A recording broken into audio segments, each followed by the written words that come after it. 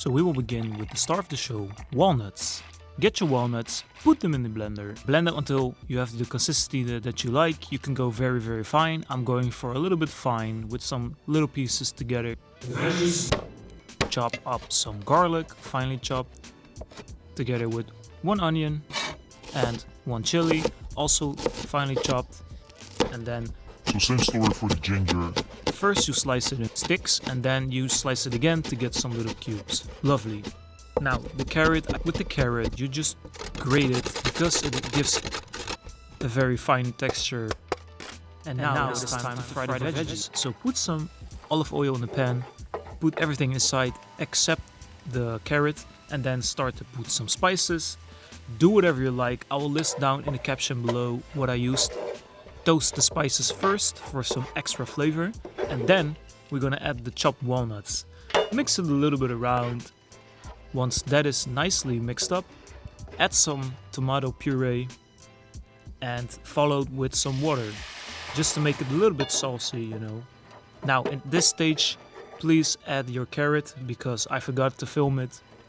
And then after the carrots, you can put in the beans. The beans will bulk up the volume of the filling.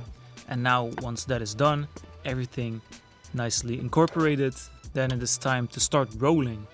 Now get to the tortilla. Put 2 spoons of the filling inside and start to roll it like a Snoop Dogg. It's not difficult, just press it down a little bit and then start to roll, but roll it around as tight as you can and then repeat with the other pieces. And you see I'm really pressing it down to make it as tight as possible. The way you prepare it, traditionally this is deep fried, which will give a nice and rich flavor and texture and a lovely crunch. Look at that golden brown delicious, and with a nice homemade sauce I just whipped up. It's an absolute joy to eat. But actually my preferred method is to cook it inside of the air fryer, because it will be less fatty and much lighter to eat, and it's easier actually, you know, so I don't see any reason why you should not do it in the air fryer. But you have to be careful that you will not dry out the taquitos, because the air fryer has a lot of direct heat blasting it up, so you need to be careful that you don't put it in there too long or else it will dry out. And by the way, if you're deep frying, then please be careful and don't make the same mistake that I did. I didn't roll it up tightly enough, and you see what's happening now, so roll it up very tight. Now after 5, 6, 7 minutes it should look golden brown delicious, and all you need to do is enjoy it.